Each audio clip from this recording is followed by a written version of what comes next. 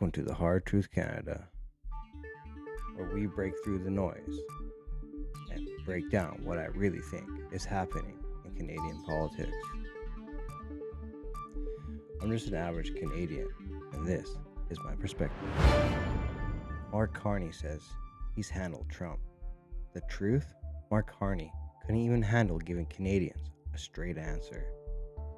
He's selling net zero promises without telling us the real cost, while openly admitting he's used his influence with governments to push profit-driven policies for Brookfield. Everyday Canadians are expected to pay the price, while the elites get to cash in. This election matters more than ever. If you are like me, hit that like button and subscribe, and most importantly, make sure you get out to vote now. Let's break into it. Did President Trump bring up the idea of Canada becoming the 51st state during that call with you? Yes or no, did Mr. Trump bring up the 51st state in his call with you? Were you being truthful? If that is not true, what else is not true? I say this with respect and a little bit sadly, but never trust a liberal. The president brings this up all the time. He brought it up yesterday, he's brought it up before. The president respected Canada's sovereignty today, both in his private and public comments. This is not news. He raises it all the time. Yes or no, did Mr. Trump bring up the 51st state in his call with you? I said that he did. The president respected Canada's sovereignty today, both in his private and public comments. Were you being truthful? You had one job. Mark Carney had one job, which is to convince Canadians he had our own interests in mind, that he could talk to Trump, and Trump won't be the crazy president who keeps talking about the 51st state. And that did happen.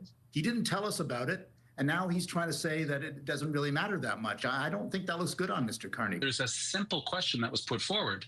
How did the phone call go? It was great. He called me prime minister. He respected Canada's sovereignty. I spoke on the phone. We had a very constructive discussion, and we agreed to begin comprehensive negotiations about a new economic and security relationship between our two sovereign countries immediately following the federal election. He didn't offer any explanation. He actually rebutted even the gall of the reporters to ask him multiple times about it.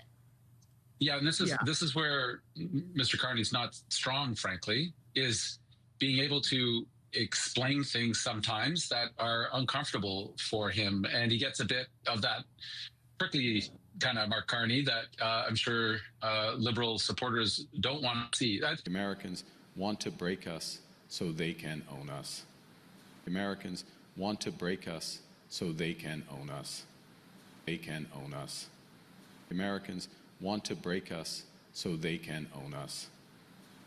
Those aren't just words. That's what's at risk.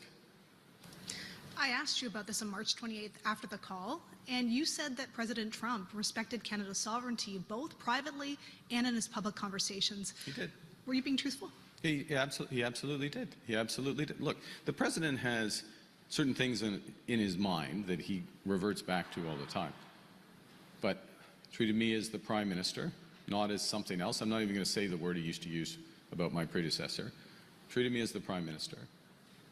We had discussions as sovereign nations. We agreed as sovereign nations that these negotiations will begin after the election on Monday. Both things are true.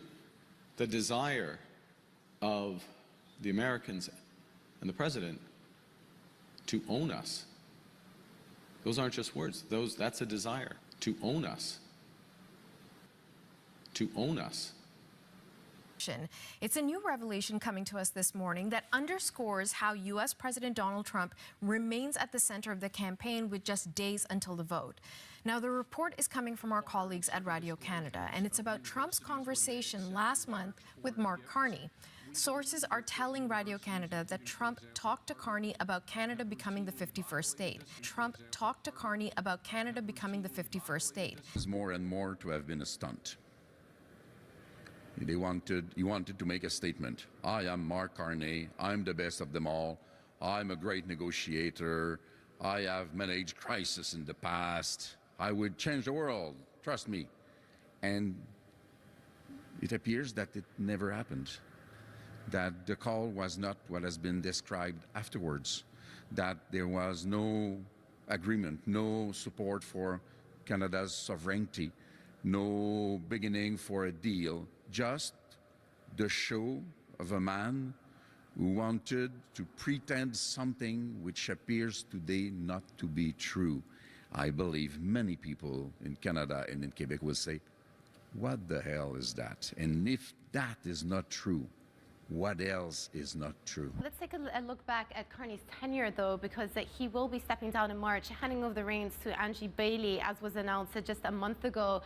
Let's start in July 2010, which is formally when Carney took over. Just a month later, the Bank of England introduced something called forward guidance, a bit of a break from his predecessor, Mervyn King there, saying that rates were going to be on hold for as long as the unemployment rate was above 7% and they didn't see signs of wage growth. Well, in subsequent months, the employment rate started dropping, unemployment rate started dropping, wage growth picked up, which prompted the Bank of England governor in June 2014 to give that very famous Mansion House speech, saying that the first rate hike could happen sooner than markets currently expect. That came with a bit of a hawkish surprise to the markets, which also prompted a Treasury Select Committee member, the Labour MP Pat McFadden, to liken Carney to an unreliable boyfriend. Unfortunately for the governor, that is a term that stuck with him. And the reference there was that he was sometimes hot on the economy, sometimes cold on the economy, but clearly was guiding towards rate hikes. Well, the rate hike never actually materialized because, as we know, the country was gripped by discussions over what would happen on a Brexit. And indeed, in June 2016, we had that Brexit referendum. The Bank of England had previously put out multiple forecasts, a prognosis on what would happen to the economy were Brexit to materialize. One of the criticisms that was leveled at the bank at the time. August 2016 may be their most controversial move yet. That interest rate cut from 50 basis points to 25 basis points was met with a lot of backlash at the time because it was perceived to be political. The Bank of England justified it by saying they were doing a preemptive rate cut to ensure the economy kept ticking even post-Brexit. And you can see here, October 2016 was the first time that Carney's tenure got extended. Now, interestingly enough, only about a year later, the Bank of England actually reversed the cut post-referendum, and they hiked rates back from 25 basis points to 50 basis points, also guiding to limited and gradual rate hikes in the future. People assumed that that meant 2 to 3 hikes a year. Wasn't actually the case. It took them another year to hike to 75 basis points, and obviously rates have been there ever since. Some mixed signals on the economy, but recently the signs and the language coming out of various MPC members, including Mr. Carney himself, are a little bit more cautious on the outlook here. And the latest guidance suggests that they may be pointing towards maybe one last cut at tomorrow's press conference. So all eyes on that. But we do know that for Mr. Carney, his pet project is climate change. And after that, after he steps down, he will be going to be, working as a finance advisor for the UN Climate Change Conference in Glasgow. So I don't believe his figures. I just don't believe them. I think they are made up. Although about the future of his job as a consequence of this. So he's not going to stick around. He's not going to stick around. He was George Osborne's choice as the central banker. The divisiveness is so... Well, it's actually stopping negotiations progressing. With Danielle Smith, one of the things that she said the night that she was elected that she's very concerned about is a cap on oil and gas emissions. She's also concerned about the net zero electricity grid by 2030. And she told my colleague David Cochrane that she believes that Canada can reach its climate goals without this cap. So first of all, I'd like to know whether you think that is doable, and whether the technology that she seems to believe is coming on board can get Canada there without a cap. Okay.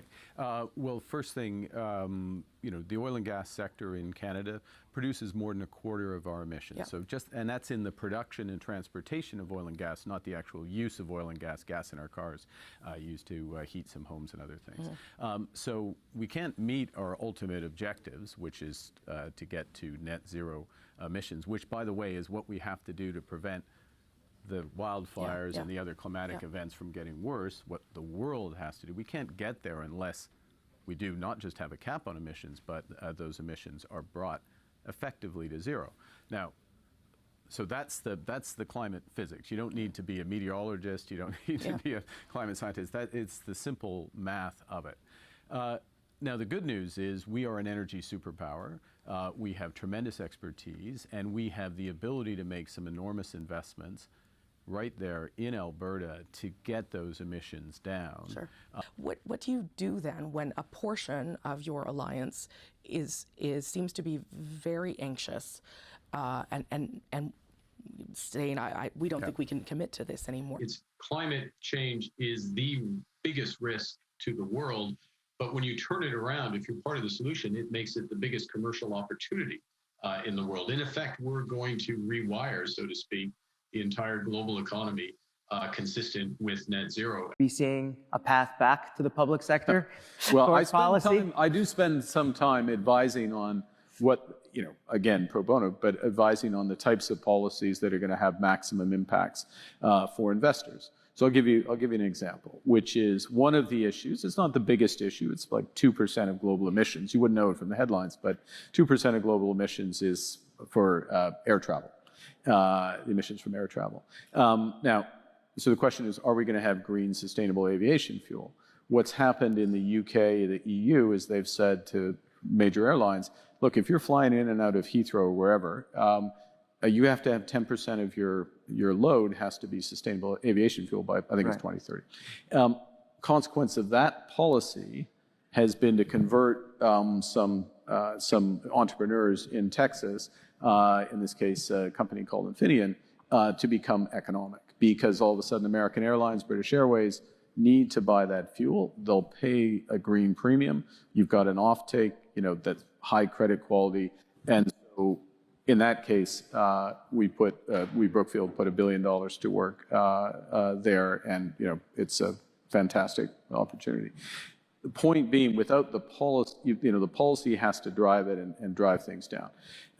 So yeah, I'm dodging your question. I know, I know you're dodging. I say this with respect and a little bit sadly, but never trust a liberal. How many kids did you molest with Jeffrey Epstein?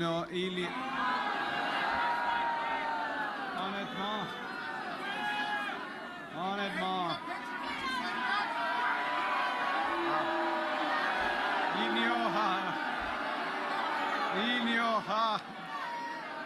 How many kids did you molest with Jeffrey Epstein?